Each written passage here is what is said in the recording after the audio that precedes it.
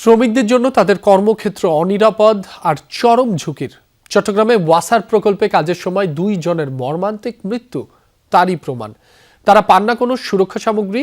শ্রমিকদের নিরাপত্তায় ঠিকাদারি প্রতিষ্ঠান এবং সেবা সংস্থাগুলোও উদাসীন। ছোট বড় একাধিক দুর্ঘটনার পরও পাল্টাচ্ছে না চিত্র। অয়েল অ্যাবজর্ব করে আপনার পরিবারকে রাখে হেলদি।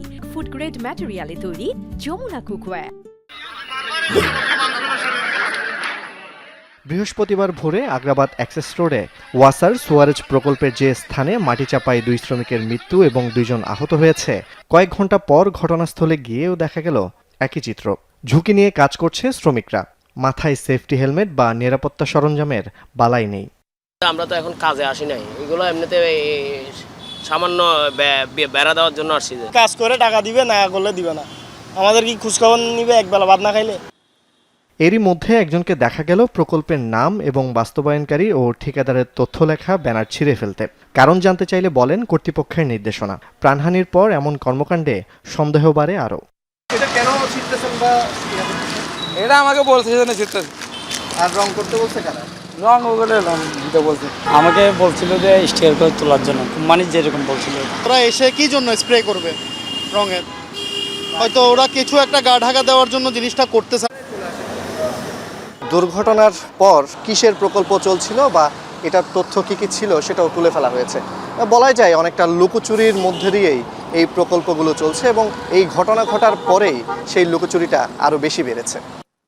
বন্দরনগরীর 41টি ওয়ার্ডে হাসপাতাল, বাজার, গৃহস্থালী সহ সব ধরনের বর্জ্য অপসারণে নিয়োজিত পরিচ্ছন্ন কর্মীরা কাজ করেন একইভাবে। সুরক্ষা সামগ্রী না থাকায় প্রায় ঘটে ছোট বড় দুর্ঘটনা। ও তো হাত কাটলে তো ঠ্যাং কাটলে এটা নিজের টাকা দিয়ে এখন লাগে। সিটি কর্পোরেশন এটা কোনো 1 টাকা দেয় না, আর আমাদের কোনো সেবা যত্ন নেয় না। খারাপ হতে আসলে দেবো সেরকম বলে কি করবো। আমরা তো আর গরমে তার কথা বলতে পারি না, কিন্তু এটাই তো চাকরি। আমরা তো মহিলা কাজ করি, মানে আমার অভিজ্ঞতা না দিলে আমরা কি করবো? এগুলো আমাদের কখনো দেয়নি, চাইছি না দিলে কি করবো আমরা। শুধু শ্রমিকরাই অনিরাপদ তা নয়, সড়কের পাশে নিরাপত্তা বেষ্টনী ছাড়াই চলে নির্মাণ কাজ। পাশ দিয়ে জীবনের ঝুঁকি নিয়ে চলাচল করে সাধারণ মানুষ।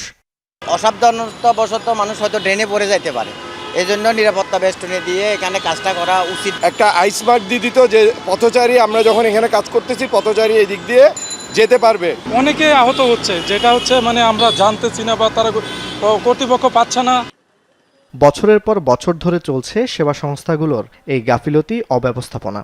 আমরা চিন্তা করছি প্রায়োরিটি বেসিস তাদেরকে আমরা এই ফ্যাসিলিটিসটা এনশিওর করব, যারা পাইনি ধীরে ধীরে সবাইকে আমরা এটার আওতায় আনবো। তবে অনেকে পেয়েছে, কিন্তু সবচেয়ে বড় কথা হচ্ছে তাদেরকে বলার পরে তাগুলো ইউজ করে না। তাদের সেফটি সিকিউরিটি সবগুলো কিন্তু আমরা এনশিওর করি, এবং সব তাদের যে সেফটি শু পরা, তারপর তাদের যে অ্যাপ্রন পরা, সবগুলো কিন্তু এগুলো আপনার দেখবেন যে এগুলো ভিজিবল এগুলো ইয়াতে। তো এবং আমাদেরও আপনার টিম মনিটর করে সেটা। জোবায়েদ ইবনে শাহাদাত, যমুনা নিউজ, চট্টগ্রাম।